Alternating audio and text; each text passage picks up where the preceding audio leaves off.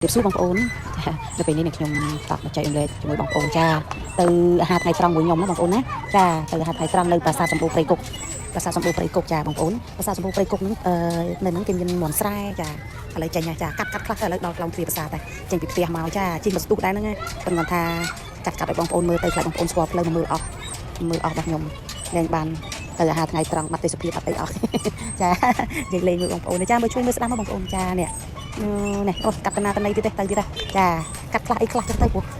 ថតទាំងអស់ទៅបងប្អូនអង្គុយយូរទៅវាធុញចាមកកន្លែងដៃខ្ញុំច្អល់ណាបងណាបាត់ខាងឆ្វេងចាគាត់មានមន់ស្រែបងប្អូនណាគាត់មានមន់ស្រែត្រីកញ្ចុះធម្មជាតិនិយាយទៅធម្មជាតិទាំងអស់ណាបងប្អូនណាហើយតម្លៃទៀតខ្ញុំឲ្យអ៊ុយលើកមុនគេយំណាស់ពាក្យហ្នឹងបងប្អូនចាបាត់ឆ្វេងណាបាត់ឆ្វេងដែរណាចាឃើញទីតាំងហ្នឹងណាបងប្អូន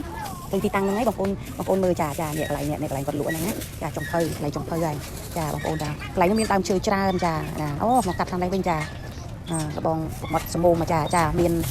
លក់កន្លាញ់មានលក់អីធម្មជាតិណាបងប្អូនណាមានគ្រាប់ចំបក់ចាប៉ុន្តែខ្ញុំទៅនឹងអត់មានទេគ្រាប់ចំបក់គ្រាប់អីចាហើយមាននេះកន្លាញ់ចាអូមានច្រើនណាបងប្អូនស្វាយចន្ទីអីហ្នឹងគាត់ធ្វើខ្លួនឯងចាធម្មជាតិណាអ៊ំពូមីងគាត់នៅហ្នឹងចាបងប្អូនមើលទេសភាពកន្លែងយើងអង្គុយញ៉ាំបាយវាមានរឹងគេងហើយទៅដល់ហ្នឹងបងប្អូនឃើញហ្នឹងគឺមកលុកត្រជាក់លហឹមដោយសារឯដើមឈើធំចាហើយមានទឹកដូងធម្មជាតិបងប្អូនណាទឹកដូងចានេះដូង3កាបិត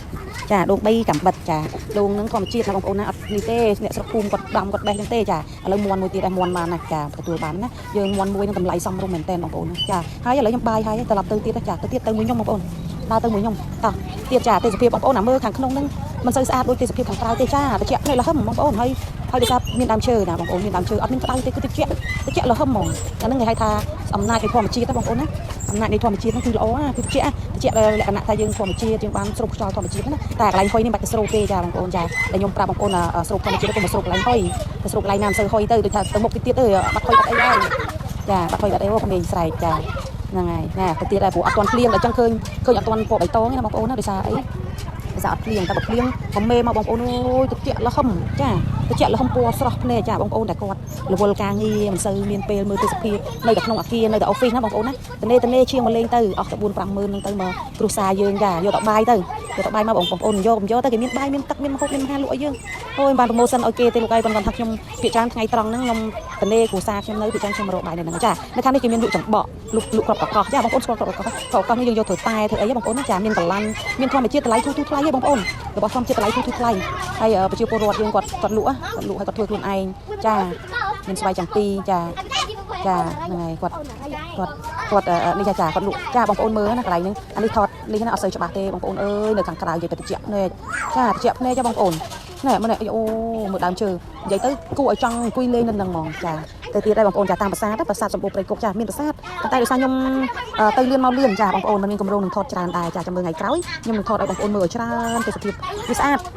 ខ្ញុំសប្បាយចិត្តនឹងធម្មជាតិខ្ញុំក៏ចែកលេខជាមួយបងប្អូនទៅចាបងប្អូនមិនចង់បានល្បីបានអីទេមិនចង់ទេប៉ុន្តែល្បីអត់ទេនិយាយលេងបងប្អូនអើយចឹងណាខ្ញុំចែកលេខដោយសារខ្ញុំទេសភាពវាស្អាតបងប្អូនយើងមើលទៅប្រាសាទចូលមកយើងត្រជាក់លហឹមត្រជាក់ភ្នែកចាមានប្រាសាទមួយទៀតគឺប្រាសាទដង្កូវចានៅក្នុងប្រាសាទនោះមានតកូវហ្មងចារាប់ម៉ឺនរាប់ពាន់ក្បាលនៅក្នុងប្រាសាទហ្នឹងប៉ុន្តែខ្ញុំដោយសារខ្ញុំប្រញាប់ខ្ញុំក៏អត់បានចុះទេអត់បានចុះថតទេប៉ុន្តែបងប្អូនអើយត្រជាក់ណាស់ខ្យល់ល្វឹងខ្យល់ល្វឹងញ៉ាប្រញាប់ទៅប្រញាប់មកចាបាយទៅថ្ងៃត្រង់ឲ្យសម្រាប់មួយផ្លែតហ្នឹងជិះមកវិញទៅនៅនឹងចំណីធម្មជាតិហើយតម្លៃសមរម្យចាអូខេឥឡូវត្រឡប់មកវិញណាបងប្អូនចានេះមានសលេងក្មេងខ្លះអីខ្លះចាត្រឡប់មកផ្ទះវិញចិត្តដល់វិញបងប្អូនខ្ញុំកាត់ខ្លះនិយាយយូរពេកខ្លះបងប្អូនធុញចានេះបងប្អូនឃើញទេមកវិញហើយត្រឡប់មកវិញហើយក្រោយឡានធំឯណាអីទេចានេះគេហៅថាថ្នល់បែកបំបែកទៅសៀមរាបហើយហ្នឹងទៅបំបែកទៅសៀមរាបហើយហ្នឹងទៅព្រះវិហារចាយើងទៅផ្លូវខាងព្រះវិហារចាទៅខាងហ្នឹងវិញចាឥឡូវទៅហើយបងប្អូនចាត្រឡប់មកវិញណាបងប្អូនណាអរគុណសម្រាប់ការជួយទស្សនាសង្ឃឹមថាបងប្អូននឹងចូលរួម enjoy យ៉ាអំណរជាមួយវីដេអូខ្ញុំអរគុណជម្រាបលា